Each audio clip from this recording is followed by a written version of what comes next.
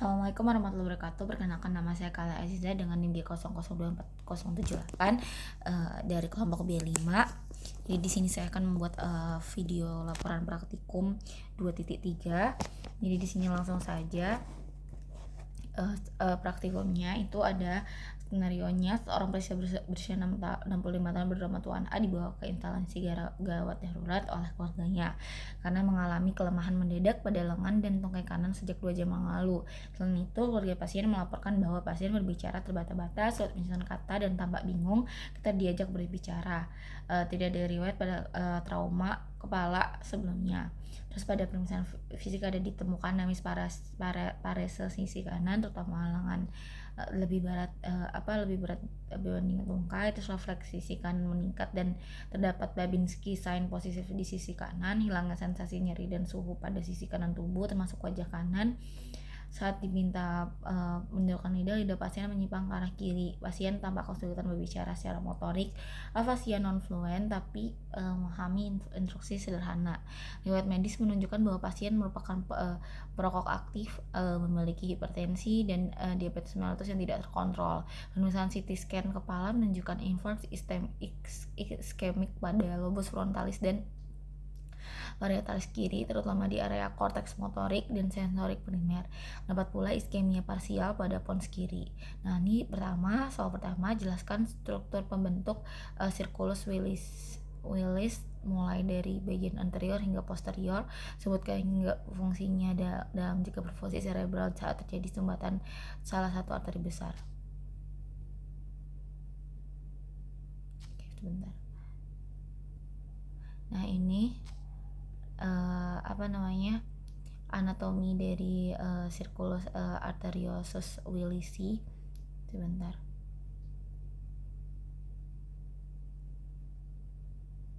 Sudah kecil enggak ya? Nah, ini bentar. Nah,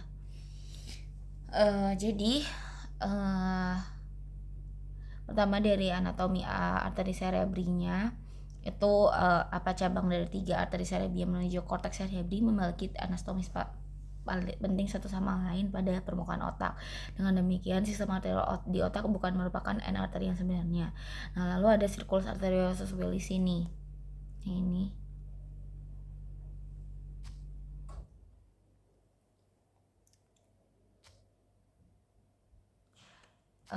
Bentar.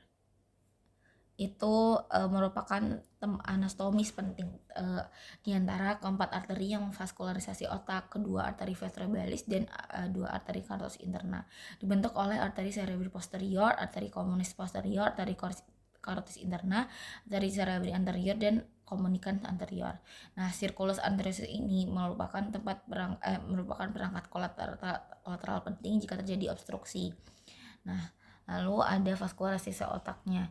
Nah, otak mendapat vaskularisasi dari sepasang arteri carotis interna dan sepasang arteri vertebralis. Arteri carotis interna terutama memvaskularisasi lobus frontalis, parietalis, dan temporalis. Sedangkan arteri vertebralis memvaskularisasi lobus temporalis dan occipitalis bersama dengan midbrain dan hindbrain. Di permukaan inferior keempat arteri tersebut membentuk anastomis yang disebut circulus arteriosus willisi. Nah, ini bisa dilihat ya.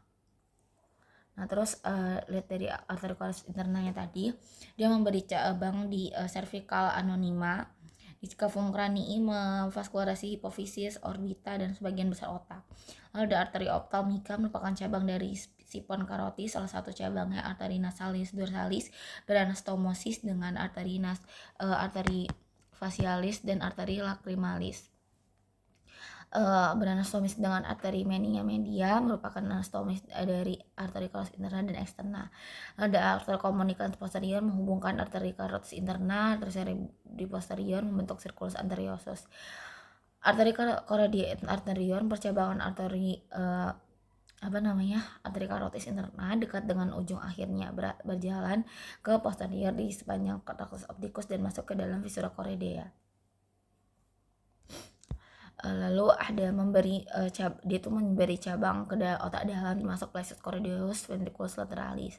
Cabang terminalnya adalah arteri cerebri anterior dan arteri cerebri media. Nah, arteri cerebri anterior itu dia cabang terminal yang lebih kecil, berjalan ke medial di superior chiasma opticum, masuk ke dalam visura longitudinal otak. Di sini bergabung dengan sisi kontralateral melalui arteri comunicans anterior. Kemudian berjalan ke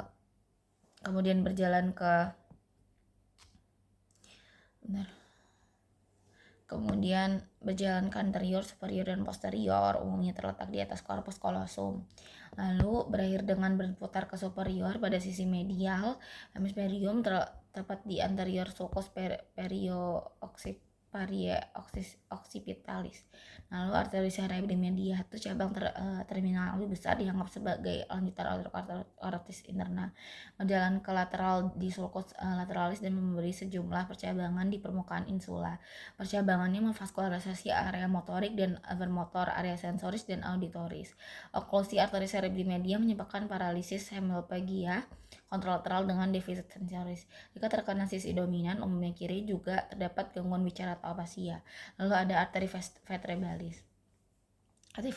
Arteri basilaris ada dan percabangannya memvaskularisasi di bagian atas medula spinalis, truncus cerebellum, dan sebagian besar bagian postero inferior cortex cerebri. Percabangan ke truncus cerebri secara fungsional merupakan end artery. Terus ada arteri vestibulis, merupakan cabang dari arteri subclavia, memiliki jalan yang rumit, dibagi jadi 4 bagian. Ada pars cervicalis, vertebralis, suboccipitalis, dan intracranial. Pars suboccipitalis menembus dura mater dan arachnoidea dan berjalan melalui foramen magnum. Pars intracranialis, tiap arteri vertebralis berjalan ascendens ke arah medial di anterior medulla oblongata dan tepi bawah pons. Kedua arteri vertebralis bersatu membentuk arteri basilaris. Arteri vertebralis kiri biasanya lebih besar dari yang kanan. Nah, terus percabangan pars intracranialis. Arteri vertebralis itu memberi cabang muskular dan spinal di cervical dan bagian posterior otak. Arteri spinal anterior berjalan descendens. Arteri cerebralis inferior posterior. Arteri spinalis posterior. Lalu arteri basilaris ini dibentuk arteri basilaris itu dibentuk dari persatuan arteri vertebralis kanan dan kiri. Percabangan arteri basilaris ini vaskularisasi pons, cerebellum, oris interna, dan hemisferium cerebri. Cabang arteri basilaris itu ada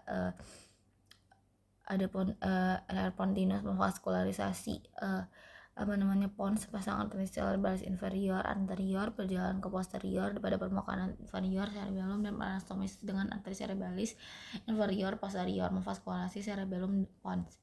Sepasang arteri cerebralis superior berjalan ke lateral di bawah nervus oculomotorius dan trochlearis dan memvaskularasi permukaan seperti cerebellum. Lalu ada arteri cerebri posterior, itu merupakan cabang terminal dari arteri basilaris. Oke, selanjutnya lanjut ke soal ini, sebentar, maaf ya.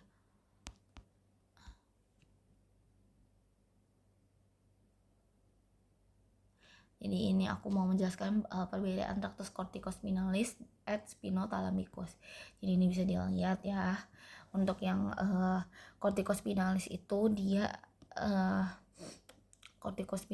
itu dia ada yang anterior nomor 9 ini, lalu ada yang lateralis yang nomor 4. Nah, kemudian kalau misalkan yang spinothalamicus itu ada yang anterior nomor 15, yang ini, terus ada yang lateralis nomor 5, terus ada yang ventralis nomor 6. Lalu aku langsung aja mau menjelaskan kalau misalkan fungsi utamanya corticospinalis itu bertanggung jawab untuk gerakan motorik sadar, terutama gerakan halus dan terkoordinasi dari otot-otot rangka, terutama ekstremitas. Lalu kalau tractus spinothalamicus itu menghantarkan informasi sensorik berupa nyeri, suhu, sentuhan kasar, dan tekanan dari tubuh ke otak. Terus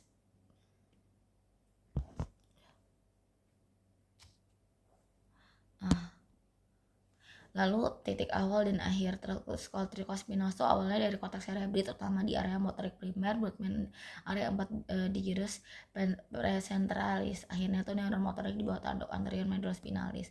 Lalu kalau tractus spinothalamikus tuh awalnya neuron sensorik di ganglion spinal, root dorsal, synapse di tanduk posterior. Akhirnya tuh thalamus, khususnya nucleus ventral posterior lateral, kemudian diteruskan ke korteks sensorik. Lalu lokasi penyilangannya atau dekusationya itu tractus corticospinalis itu mayoritas kurang lebih 85% itu serabut menyilang ke di dekusatio piramidum di medulla oblongata membentuk tractus corticospinalis lateralis. Sebagian kecil kurang lebih 15% tetap ipsilateral sebagai tractus corticospinalis anterior dan baru menyilang di level segmen target di medulla spinalis. Lalu ada tractus spinothalamikus itu menyilang di medulla spinalis, tepatnya di komosira anterior, beberapa segmen di atasnya masuknya sensorik.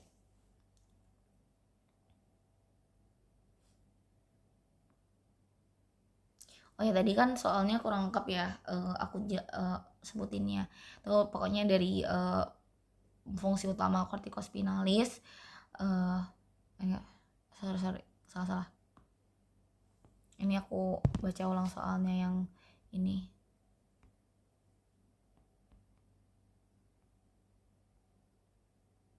Nah, meliputi fungsi utama, titik awal akhir, penyilangan dekusatio sama letak relatif di medulla spinalis. Tadi aku lupa nyebutin awalnya, selengkapnya tadi kan aku cuman nyebutin perbedaan tractus corticospinalis sama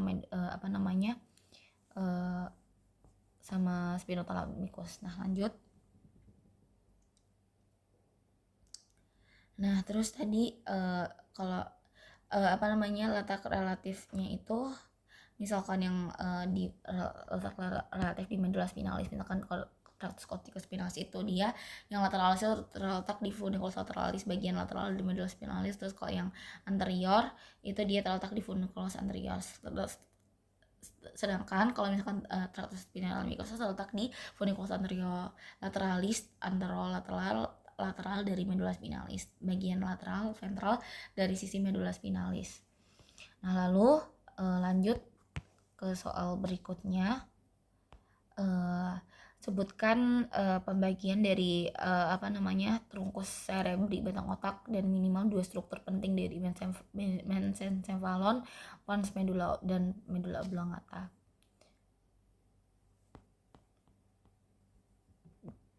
Nah, pertama aku jelasin dulu yang trunkus cerebri. Nah, itu kan ada mesencephalon, pons sama medulla oblongata. Dia terletak di fossa cranii posterior pada bagian basal os occipitalis clivus berhubungan dengan cerebellum dan sebagian besar tertutup oleh cerebellum. Nah, trunkus cerebri ini mengandung jaras ascenden dan descenden yang menghubungkan otak dengan perifer. Sebaringan jaras itu menyilang garis ketika melewati trunkus cerebri dan sebagian diantaranya bersinaps di trunkus cerebri sebelum melanjutkan perjalanan di sepanjang jarasnya. Trunkus cerebri juga mengandung banyak nuklei, yaitu nuklei nervus cranialis 3 sampai 12 terus nukleus ruber dan substantia nigra di mesencephalon, nuklei pontis dan nuklei olivarius medulla oblongata yang semuanya berperan penting dalam sirkuit regulasi motorik, dan nuklei corpora quadrigemina mesencephalia yang merupakan penghubung penting jaras visual dan auditory. Selain itu, hampir seluruh trunkus cerebri itu diliputi jaringan difusi neuron yang tersusun pada yang disebut formatis reticularis. Nah, terus habis itu langsung aja ke mesencephalon. Itu dia bagian otak pendek, panjangnya kurang lebih 2 cm. Mesencephalon itu menghubungkan pons cerebellum dan prosencephalon. Pada aspek anterior terdapat cekungan pada garis tengah yang disebut fossa interpendicularis. Akuda sisinya itu dibatasi oleh kurus cerebri. Lantai fossa interpendicularis ditembus oleh banyak pembuluh darah kecil. Daerah ini disebut substantia perforata posterior. Pada aspek lateral, brachium superior et inferior berjalan ascenden ke arah anterolateral. Brachium superior itu berjalan dari colliculus superior ke corpus genoculatum lateral dan tractus opticus, sedangkan brachium inferior menghubungkan collicus inferior ke corpus genoculatum medial.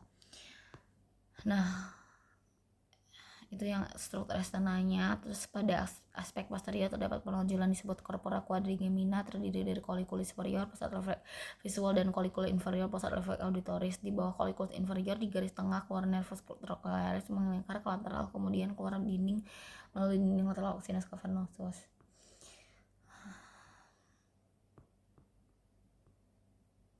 Lalu struktur internalnya mesencephalon setinggi aqueductus cerebri dibagi menjadi bagian dorsal dan ventral. Bagian dorsal disebut tectum dan bagian ventral disebut pedunculum cerebri. Tectum itu memiliki tonjolan di permukaannya, yaitu 2 colliculus superior dan 2 colliculus inferior. Pedunculum cerebri itu dari 2 bagian, yaitu clus cerebri tegmentum yang dibatasi oleh suatu pita substansia grigia yang disebut substansia nigra. Lalu di bagian tengahnya terdapat aqueductus cerebri sylvie yang menghubungkan ventriculus tertius dan quartus. Terdapat nucleus nervi cranialis 3 dan 4. Nah, lalu fungsinya itu colliculi superior berfungsi untuk koordinasi gerakan kepala, mata, badan terhadap respon visual. Terus kalau yang inferior berfungsi untuk koordinasi gerakan kepala, mata, dan respon auditoris. Mesencephalon itu mengandung beberapa nukleus termasuk substantia nigra, dextra et sinistra, dan nucleus cerebri yang berhubungan dengan ganglia basalia untuk membantu mengontrol gerakan. Dilewati gyrus ascendens et descendens. Lalu pons itu terletak di inferior mesencephalon dan superior. Medula oblongata panjang 2,5 cm. Benar, salah, ini belum ganti, sorry. Ini yang pons di posterior, terus dia mesencephalon dan superior medula oblongata panjangnya kurang lebih 2,5 cm, diberi nama pons yang artinya jembatan, seperti jembatan yang menghubungkan kedua hemisfer cerebelli. Pons itu meletak pada cerebellum melalui 3 pinnacle cerebralis. Jadi pada permukaan anterior pons itu cembung dari satu sisi atau ke sisi menunjukkan banyak serabut saraf melintang yang konvergen pada masing-masing sisi membentuk peduncularis cerebralis medius. Pada garis tengah terdapat alur dangkal yang disebut sulcus basilaris yang ditemati arteri basilaris pontis.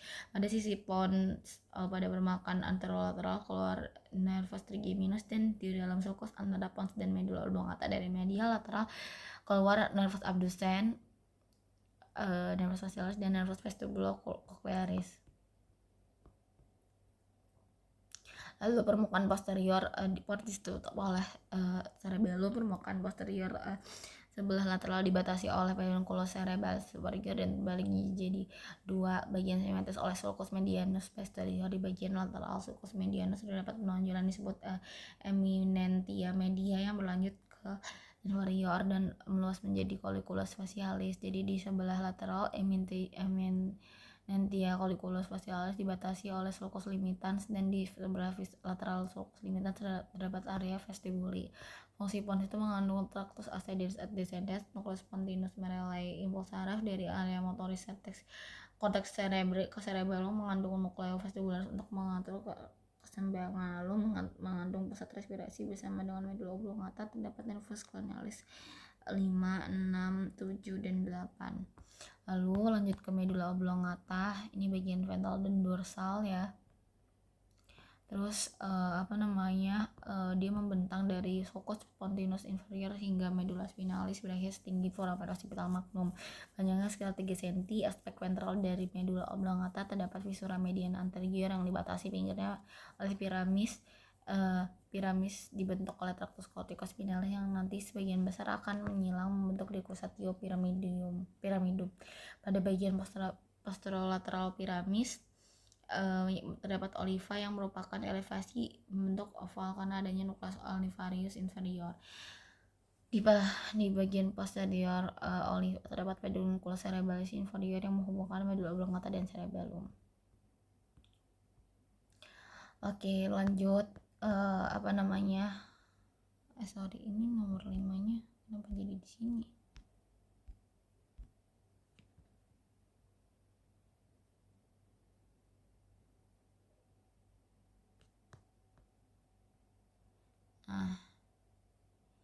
ini atau soalnya asal-usul nukleus dan fungsi dari tiga nervus caudalis motorik murni, kayak 3, nervus 3, 4, terus 6, serta akibat lesi dari upper motor neuron dan lower motor neuronnya.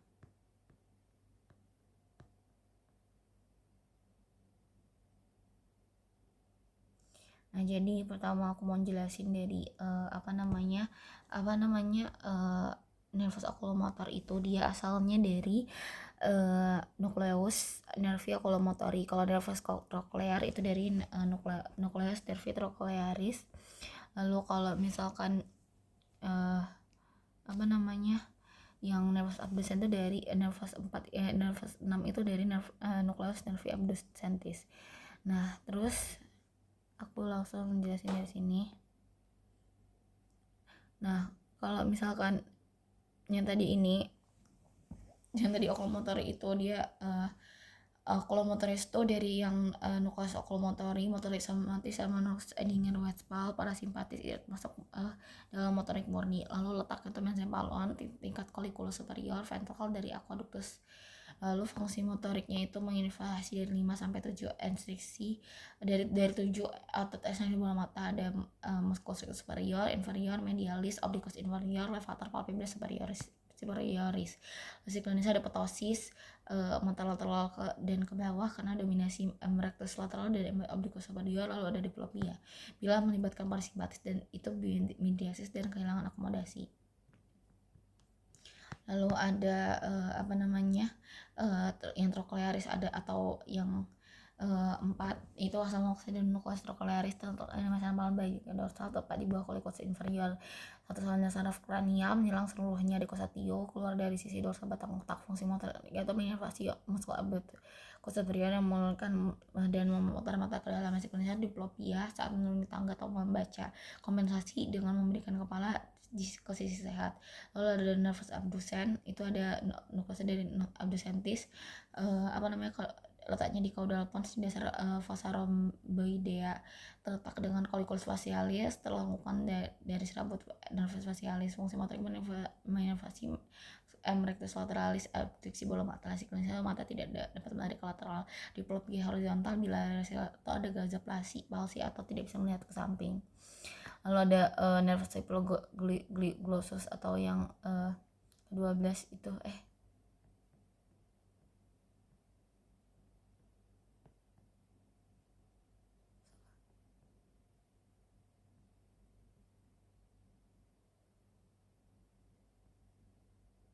udah kok, ini nggak usah harus tapi bentar,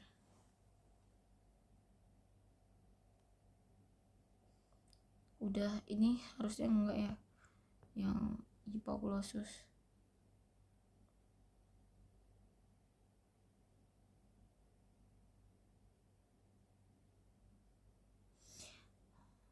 Nah, jadi lanjut aja ke soal selanjutnya, area Brodmann.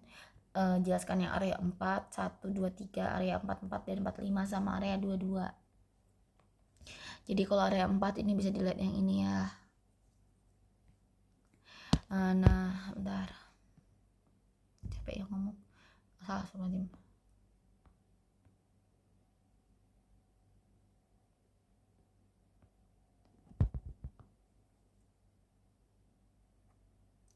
Nah, pertama kalau area 4 itu dia itu letaknya itu di primary motor cortex. Nah, fungsinya itu adalah voluntary muscle activation, terus connectionnya itu kontribusi untuk ke rectus corticospinal.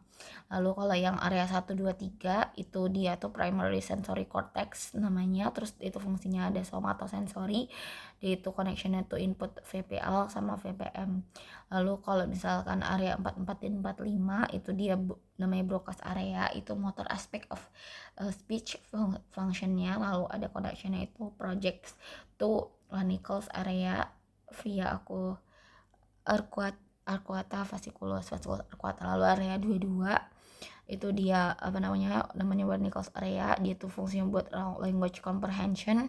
Lalu inputnya tuh from auditory association cortex visual association cortex broca's area via fasciculus arcuata, itu connectionnya. Lalu lanjut ke nomor 6. Mengapa oklusi pada arteri cerebri medial lebih sering menyebabkan kelumpuhan pada wajah dan lengan dibandingkan tungkai?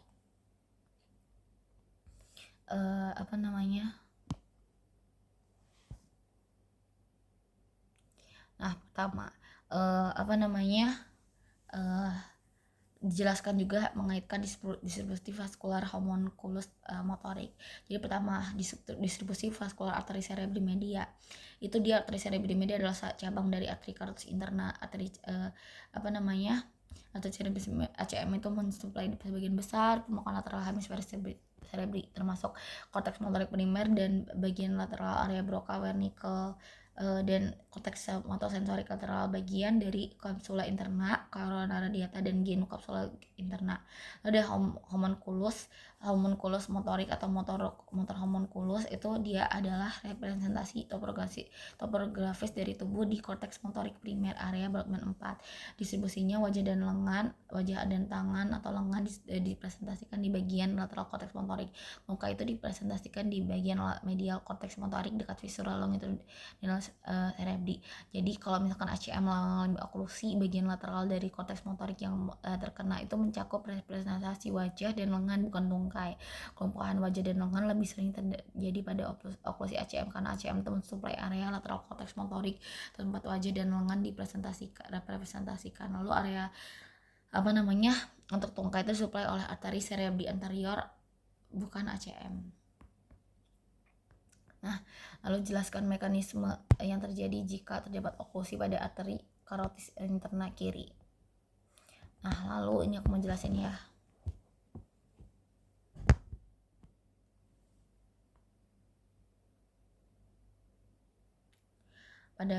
Dengan mengaitkan struktur sirkulus Willis yang terlibat. Nah, jadi mekanismenya itu, kalau misalnya sifat vaskular pada oklusi arteri karotis interna kiri itu, pada oklusi karotis interna kiri itu dapat mengganggu suplai darah ke otak bagian anterior, terusnya arteri cerebri anterior kiri dan arteri cerebri media kiri. Namun tubuh itu memiliki mekanisme kompensasi melalui struktur sirkulus Willis. Sirkulus Willis itu merupakan sistem anastomosis arteri di dasar otak yang menghubungkan sirkulasi darah anterior dan posterior. Struktur utama yang terlibat ada arteri karotis interna kanan dan kiri, arteri cerebri anterior kanan kiri dihubungkan oleh arteri komunikata anterior, arteri cerebri posterior kanan kiri berasal dari arteri basilaris, arteri komunikasi posterior kanan kiri menghubungkan sirkulasi anterior dan posterior. Lalu mekanisme kompensasi jika terjadi oklusi pada arteri karotis interna kiri itu ada kompensasi dari sisi kanan anterior. Arteri karotis interna kanan masih berfungsi, aliran darah mengalir dari arteri cerebri anterior kanan, arteri komunikasi anterior cerebri anterior kiri. Dengan cara ini supaya darah ke arteri cerebri anterior tetap terjaga, kiri tetap terjaga. Kompensasi dari sistem vertebro-basilar atau posterior itu aliran darah dari arteri vertebralis, arteri basilaris, arteri cerebri posterior kiri ke arteri komunikasi posterior kiri, lalu ke arteri cerebri media kiri. Jalur ini dapat membantu menyuplai sebagian wilayah ACM ke kiri jika tekanan perfusi mencukupi. Nah, lalu sekian dari saya untuk video laporan praktikumnya. Terima kasih. Wassalamualaikum warahmatullahi wabarakatuh.